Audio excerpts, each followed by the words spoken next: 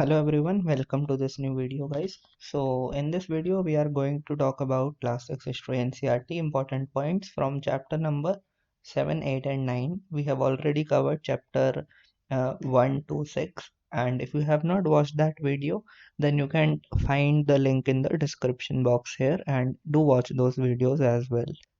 And if you like these videos then do subscribe to the channel. Okay, so we are going to cover the important points only. Important point means which are important for the exam point of view. Okay, for example, we'll understand certain facts which might help you to crack certain questions because direct questions are not asked. Okay, that's the first thing. Second thing is we are going to develop an analytical ability in you or an understanding in you so that when you will read the higher classes NCRT, it will help you to understand them in a better way. Okay, so now let us move to the important points from chapter number 7.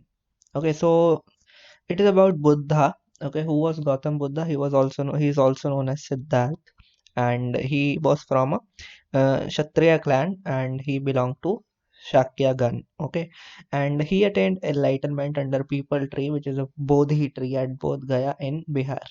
Then he gave his first sermon at Sarnath.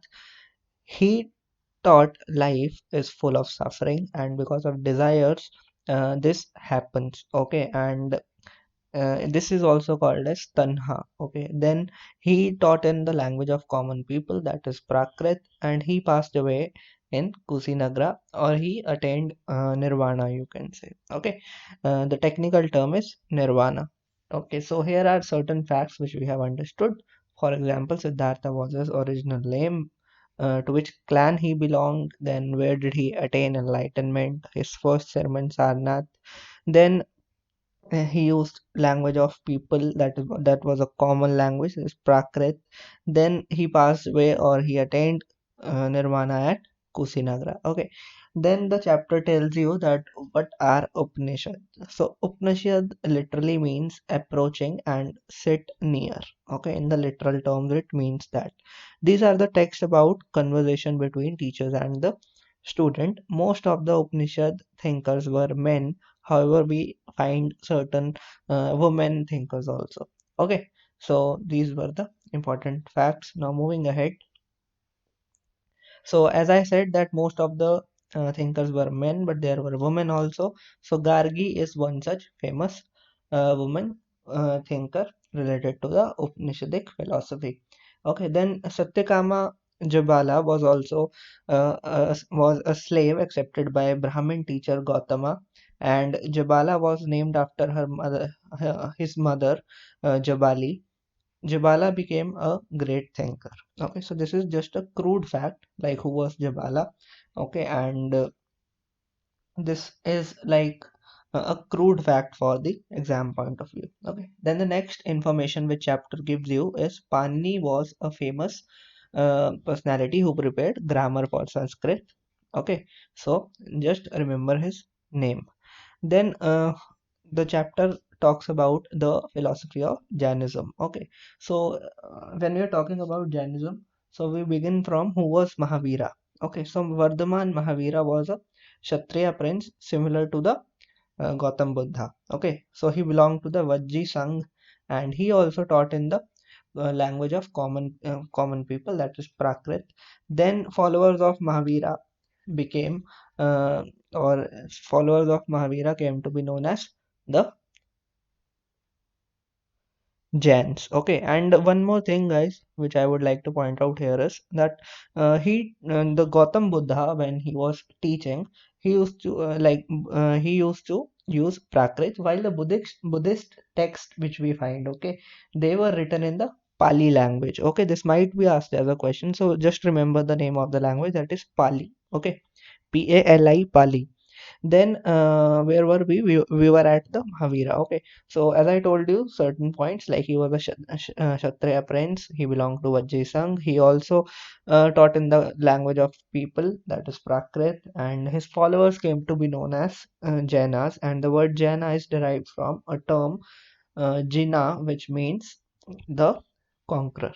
Okay, so apart from this, the chapter gives you an information on what is a Sangh. Okay, So those who left their home to gain the true knowledge, and they lived in the associations, and these associations were known as Sangha. Okay, then Vinay Pratika is one such document, you can say, Buddhist text, you can say, which describes the rule made for Buddhist Sangha. Okay, then both men and women can join Sangha, because we find the discrimination among men and women in the later Vedic traditions, right?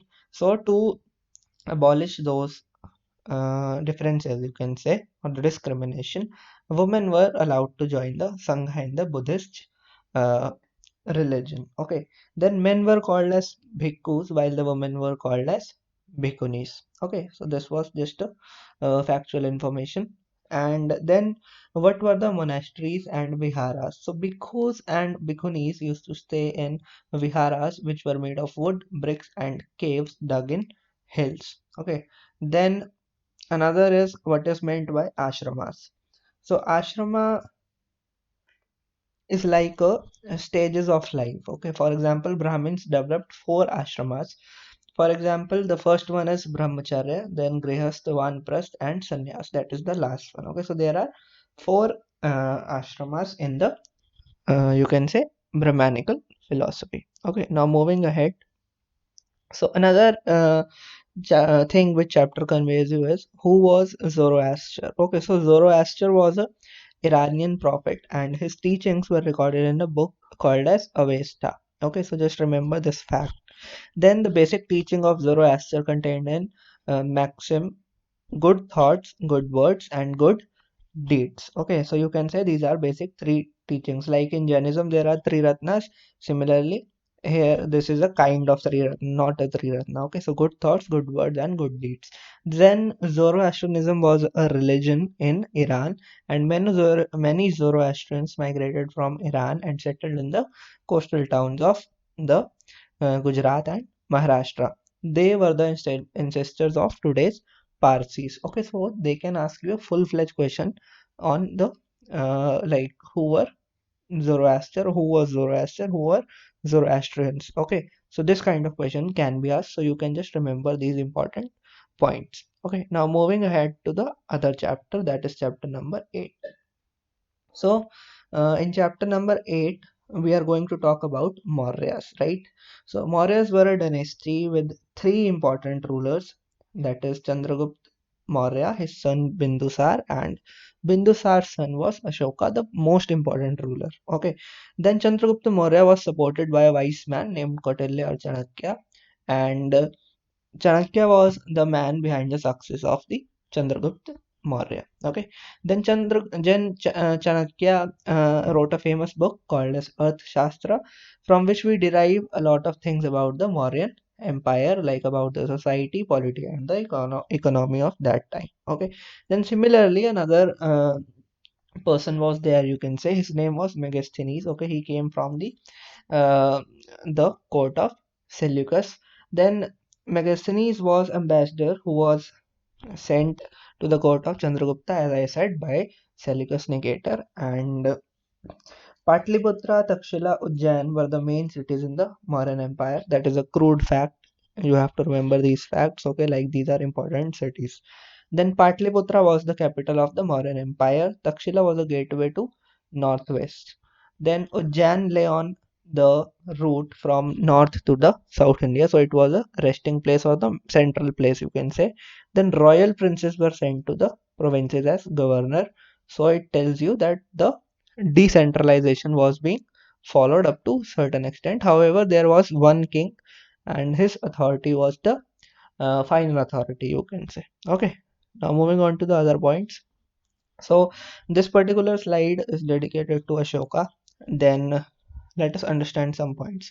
So Ashoka was the most famous ruler from this Mauryan dynasty. Okay, and he fought only one war in his lifetime, that is the War of Kaling. Okay, and he is the only king in the history of the world who gave up the conquest after winning, and he decided to observe Dhamma. Okay, and he appointed the officials who were known as Dhamma Mahamata, who went from place to place teaching people about Dhamma. Okay, so he replaced his policy of conquering through war to the philosophy of conquering through Dhamma. Okay, so that is called as Dhamma Vijaya. Okay, in the technical terms. Then he also spreaded his messengers, uh, and he sent them to the other parts of the world also to spread the message of Dhamma. He sent his messengers to Syria, Egypt, and Greece and Sri Lanka also. Okay, so most of the inscriptions of Ashoka were written in the Prakrit, and they were written in the Brahmi script. However, certain inscriptions or the pillar inscriptions in the northwestern region are written in Kharoshthi script and the Aramaic language also. So you can remember this important fact which I have just told you. Okay, so now moving on to the other points, but let's look at the map first. Okay, so here you can see the map. This is the extent of Mauryan Empire, the blue region which you are seeing here. Okay, that is the extent of Mauryan Empire. Then you can see certain countries where Ashoka sent the messengers, like Syria is here, then Sri Lanka is here, then other countries where the Ashoka sent his messengers. Okay, so moving on to the chapter number 9, the important points. So in Tamil region, large landowners were known as Vellalars. Just remember these terms, these are very very important and can be asked in the exam. Okay, then ordinary plowmen were known as Uzzavar, and landless laborers including slaves were known as the Kadasir and Adimai. Okay, so we have come to know about four terms, that is Venelar, Uzavar, Kadaisiar, and Adimai. Okay, so you can remember these terms. Then in the northern part of country, the village headman was known as Grama Bhojaka. Okay, so just remember this fifth term also, which we have come across, that is Grama Bhojaka. He was the village headman in the northern India. Grama Bhojka was often the largest landowner. Then Grihapatis were other independent farmers who own small lands. Okay, like they were the owner of lands, you can say. If we talk in the modern terms, that is a zamindar. Okay, then Dasa Karmakara were men and women who did not own the land. Okay, so they were the landless people or the landless laborers, you can say. So some of the earliest works in the Tamil known as Sangam Literature were composed around 2300 years ago, and these texts were called Sangam because they were supposed to have been composed and compiled in the assemblies, and assemblies in the Hindi mean the Sangam. Okay, Sangam of poets that were held in the city of Madurai. Okay, so this is what we have to remember about the Sangam literature. Okay, now moving ahead. So another thing which chapter tells us is that what were Jatakas? Okay, so Jatakas were the stories that were probably composed by the ordinary people and then written down and preserved by the Buddhist monks. So we come to know a lot about Buddhist religion through Jatakas, though they are fictional in nature also. Okay, they are not true, like they are not true in nature or the real in nature. They represent certain fiction elements also. Okay, but they helps us to understand the Buddhist religion and the society as well. Then certain things about Mathura is important, okay, which can be asked. So let us talk about it. So Mathura has been an important settlement for more than 2500 years, and Mathura was also a center where some extremely fine sculpture was produced. Then Mathura became the second capital of Kushanas. Do remember it and tell me the first capital of Kushana in the comment section if you know. Then Mathura was also a religious center. There were Buddhist monasteries, uh, Jaina shrines, and it was an important center for worship of Krishna. And if you remember that in the post-Mauryan times, the school of art of Mathura became very important. Like there were three schools of art which were important, like Amravati School of Art, then the Gandhara art and the Mathura art. These school of arts became very very famous. Okay, so Mathura art was influenced by three religions, that is Buddhist, Jainism, and the other religion, that is the Brahmanical tradition. Okay, then northern black polished ware was found in the northern part of subcontinent, usually black in color, and it has a fine Shine, not Sheen. Okay, it should be Shine, Shine. Okay, so this is the spelling mistake. Just ignore it.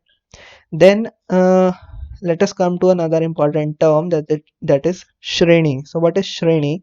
Many craft persons and merchants formed associations. They were known as Shrenis. Okay, the Shrenis of crafts provided training and they procured raw materials and distributed the finished products. Okay, so they were like the factories, you can say, okay, where the goods were produced.